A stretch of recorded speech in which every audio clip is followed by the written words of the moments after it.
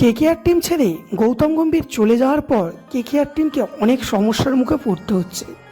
যেখানে কেকেআর টিমের মেন্টর হওয়ার কথা ছিল জ্যাক কালিস, ইয়ন মর্গান এবং রাহুল দ্রাবিড়ের মধ্যে, যেখানে সাম্প্রতিক যুবরাজ সিংয়ের নামও উঠে এসেছিল। কিন্তু এই লিস্ট থেকে ইয়ন মর্গান এবং জ্যাক কালিস বাদ হয়ে গেছে, সেটা আগেই জানিয়েছি। এখন রাহুল দ্রাবিড়ও বাদ হতে চলেছে। তবে হ্যাঁ, খুশির বিষয়, রাহুল দ্রাবিড়ের জায়গায় আরও একজন দুর্ধর্ষ বিদেশি প্লেয়ারকে কেকেআর টিম নিজেদের মেন্টর করার জন্য অ্যাপ্রোচ করছে। তো সেই প্লেয়ারটা কে এবং রাহুল দ্রাবিড় কেন কেকেআর টিমের কোচ হতে চাইছে না বা হবে না, সেটিও জানাবো আজকের এই ভিডিওতে। কিন্তু তার আগে তোমাদের কাছে একটাই রিকোয়েস্ট, চ্যানেল প্রথমবার হলে অবশ্যই চ্যানেলটিকে সাবস্ক্রাইব করে নিও। দেখো, রাহুল দ্রাবিড় ভারতীয় টিমের প্রাক্তন কোচ হয়ে যাওয়ার পর থেকে রাহুল দ্রাবিড়কে নিজেদের মেন্টর বা কোচ করার জন্য অনেকগুলো টিমই অ্যাপ্রোচ করছে। যার মধ্যে তার পুরনো টিম রাজস্থান অ্যাপ্রোচ করছে, তার অন্য এক পুরনো টিম দিল্লি অ্যাপ্রোচ করছে, এবং মুম্বাইও কিন্তু পিছনে থাকেনি। আর মুম্বাই এমন একটা টিম, তোমরা জানো, তারা যাকে নিতে চায় নিয়েই ছাড়ে, কারণ টাকার অভাব নেই।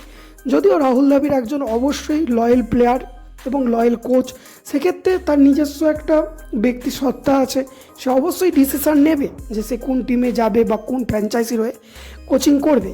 কিন্তু দেখো, যেহেতু রাজস্থানের হয়ে রাহুল দ্রাবিড় দীর্ঘদিন যুক্ত ছিল, তার সাথে একটা ইমোশনাল অ্যাটাচমেন্ট আছে রাজস্থানে, সেক্ষেত্রে রাহুল দ্রাবিড়ের রাজস্থানে যাওয়ার চান্সটা কিন্তু অনেকটাই বেড়ে যায়। অপরদিকে রোহিত শর্মা এবং রাহুল দ্রাবিড়ের যুগলবন্দিতে ভারতীয় টিম বিশ্ব চ্যাম্পিয়ন হয়েছে, সেক্ষেত্রে রোহিত শর্মার সাথেও খুব ভালো বন্ডিং আছে।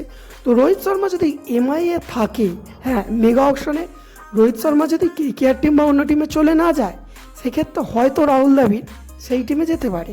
কিন্তু কথা হচ্ছে, মেগা অকশনের আগেই তো কোচ বা মেন্টরকে নির্ধারণ করতে হবে প্রতিটা ফ্র্যাঞ্চাইজিকে।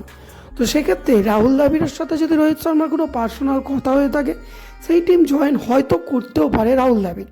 তবে কেকেআর টিমের আসার চান্সটা কিন্তু রাহুল দ্রাবিড়ের অনেকটাই কমে যাচ্ছে। যেখানে আগে প্রায় 50% চান্স ছিল, এখন সেটি কমে 5 থেকে 10% হয়ে গেছে মেন্টর হওয়ার চান্স। এখন যুবরাজ সিং এবং হ্যাঁ, নতুন যে বিদেশি প্লেয়ারটার কথা বলছিলাম, সে হচ্ছে রিকি পন্টিং। তো রিকি পন্টিংকে দিল্লি ছেড়ে দিয়েছে। রিকি পন্টিংকে কেকেআর টিম এখন অ্যাপ্রোচ করছে। হয়তো রিকি পন্টিং কেকেআর টিমের নতুন মেন্টর হতে পারে, অথবা যুবরাজ সিং। তবে এটুকুই বলার কথা, তোমরা প্রত্যেকেই জানো যে রাহুল দ্রাবিড় হোক, রিকি পন্টিং হোক, যুবরাজ সিং হোক, এরা প্রত্যেকেই কিন্তু প্রায় একই ধরনের প্লেয়ার। অবশ্যই যুবরাজ সিংয়ের কাছে সেইভাবে মেন্টরশিপ বা কোচিং করার অভিজ্ঞতা নেই, তুলনামূলকভাবে রিকি পন্টিং রাহুল দ্রাবিড়ের কাছে বেশি আছে।